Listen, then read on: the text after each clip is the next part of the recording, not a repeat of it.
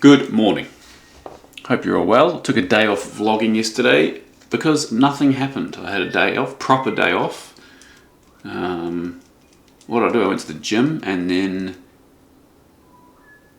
I don't think I did anything else. I literally don't think I did anything. I watched a lot of YouTube. I had to sleep on the couch. That's pretty much it. Did I go anywhere? I went to the post office. So yeah, very slow and somber day, but it's good. I needed it. But now I've woken up today full of beans and I need to do something because I can't sit around for too long. So I did a lot of, I think I've talked about it before, I get time off's no good for me. I end up starting a whole bunch of new hobbies. And I've talked about it a lot. I've always been keen on, I've always ridden motorbikes, haven't had one for a few years, so I think I've brought a motorbike. Nothing crazy, nothing too big. But today I need to go to a bike shop and buy a new helmet and some new gear. So we're going to go do that. I think before we go, I did get deep on a few subjects yesterday as far as research is concerned. One thing I've been meaning to do and haven't done for ages is start baking bread again. So I thought this opportunity is a great time to start baking bread. I think I showed you the other day I went to Rick's, got some sourdough starter. So I've kind of figured that out again, and today we're going to start making the first loaves, and tomorrow we'll bake that in the Gosney in the pizza oven. So we are getting ready. Got my starter on the go, so I pulled some of that out of the fridge this morning. I've kind of fed it. We'll let it rise up, then we'll autolay some bread, some flour, we'll mix it up starter, etc, etc. This isn't a recipe video, but I'll run you through the, excuse me, I'm vlogging.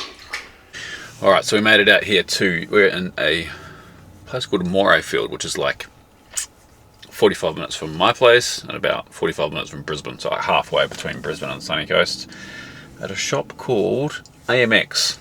So I need to get a helmet, I need to get some gloves. I don't have any gear anymore. I had bikes, always rode bikes, and then when we moved from Melbourne to the sunny coast like 3 years ago, maybe 4 years ago, I sold my bike. I had a GSXR 750, so I sold that. Yeah, so I'm going to jump in, see if we can get everything, and we'll see. So one of the negative things about living on the sunny coast, and I guess this is me being a bit of a whinger, but it's a holiday destination, right? So there's everyone's there on holiday, so I'm trying to get back into the sunny coast, and the traffic is horrendous. It's also 41 degrees outside. So it's stinking hot, the traffic's bad, people are grumpy. Oh, anyway. But I got everything I needed. Man, it's expensive, that stuff. I forgot how expensive motorbike gear is. And I guess it is for a reason, but and you kind of need it. You can't skimp on it either. I didn't buy like super high-end stuff, but you know, you've got to make sure you're protected, right? What did I buy? I bought a helmet, some goggles, some gloves, a pair of pants and a pair of boots, and it was like, you know, very entry-level stuff. You know, the bike that I've almost brought isn't a big fast bike, it's only a little 250 run around, but it's pretty scary what could happen even like at 50-60 k's an hour. If you come off just on jeans, you will know about it. So it's yeah, it's important to make sure you're well protected. Yeah, I think the bike thing's interesting. I've always ridden bikes, always really keen on getting another bike once I sold my last one, and it kind of sparked my interest again recently.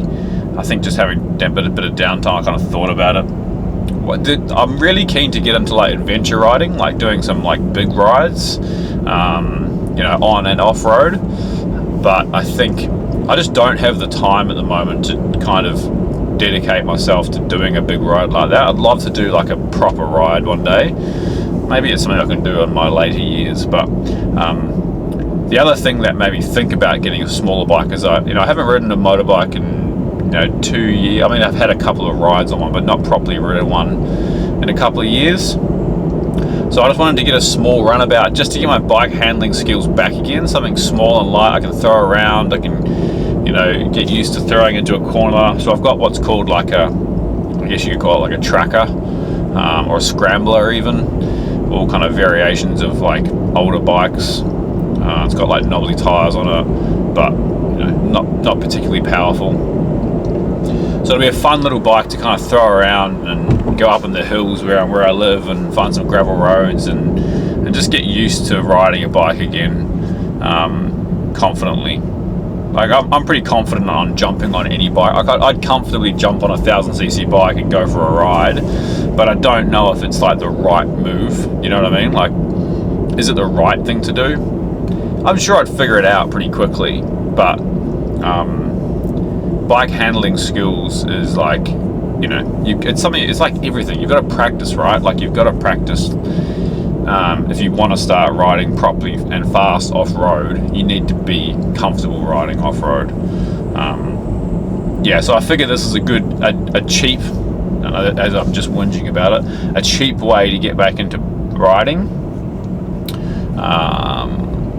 You know, and maybe for the next year or whatever, I'll just kind of cruise around on a small underpowered bike and get used to throwing it around and have a bit of fun, and then maybe in the future I will buy a big 1000cc, or maybe not 1000. I'm pretty keen on like I always rode Husqvarna. I had a Husqvarna motard for a while, for a long time actually, before I had the GSXR. I actually had them both at the same time anyway.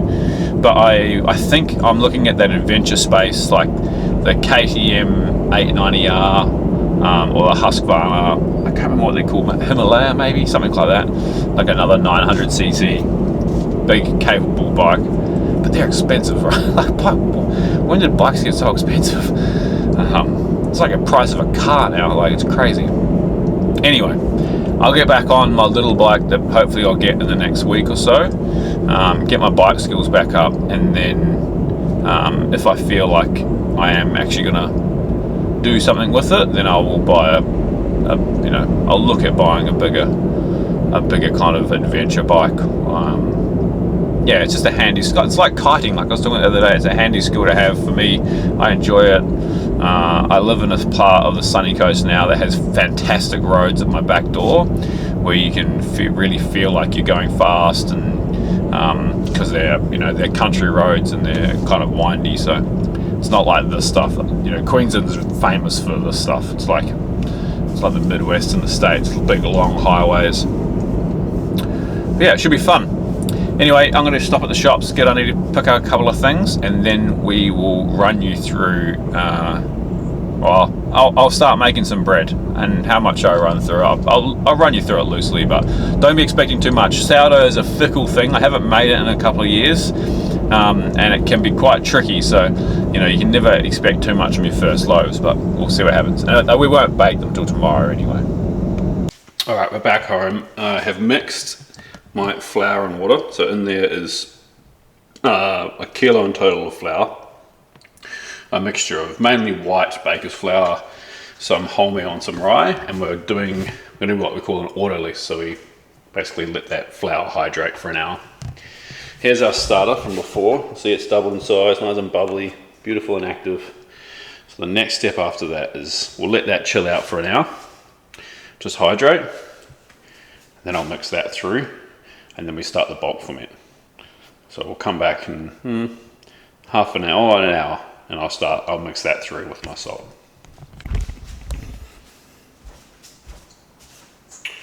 All right, dough, bad angle. Still a bad angle. We want 200 grams of starter in there. Starter's ripe. Starter, then salt? Yeah. Actually, I'm going to weigh my salt as well before I do that.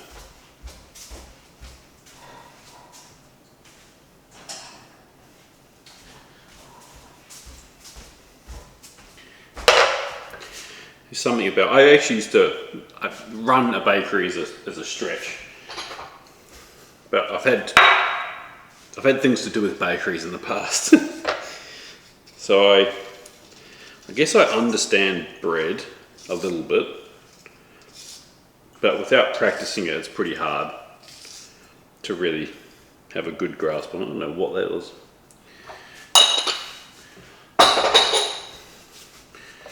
But I, like most people, discovered home baking in COVID, the start of COVID. Alright, 200 grams of starter. Then I'm going to fold that through, and then we'll put the salt through, and then we'll start a series of folds every hour. Well, it's much later that the bread's ready to be, what's the term? Turned out? No. Cooked? Rolled? Rolled's the wrong term. Rolled is the wrong term. Shaped. Shaped. The bread is ready to be shaped. Here is the dough. It's nice and big. The lighting's terrible in here because I haven't got my other lights on. Apologies. It's a lot. It's almost. What time is it? 8:30. It's late.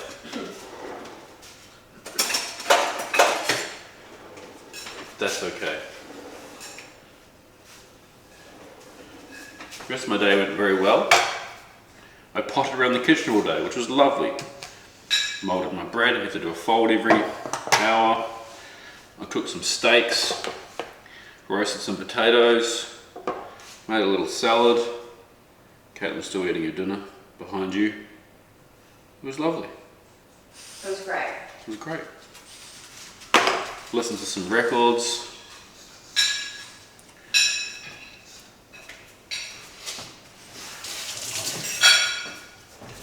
It was a very, I felt like a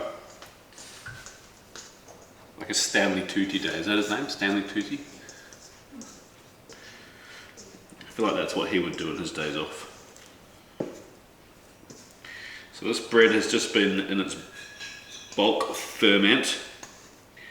Now we need to shape it. Turn it out. She's sticky. Cut it into two. We're going to pre-form it. I'm going to rest it for 15 minutes. Then I'm going to form it. And I'm going to put it in the bayonets. Let it prove a bit. I'm going to shove it in the fridge. And we'll bake it tomorrow. Delightful. Ooh.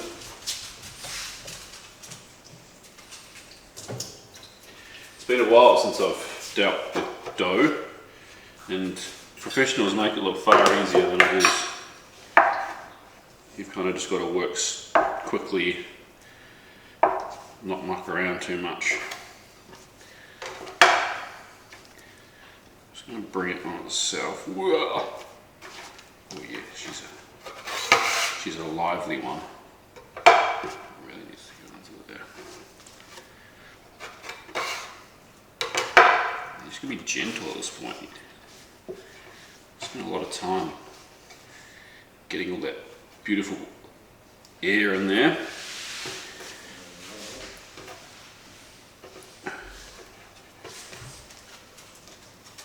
I think a lot of people don't even bother pre-forming it, but I do. It's what the bakers, it's what Mick used to do at the Gills Diner, so we'll do that.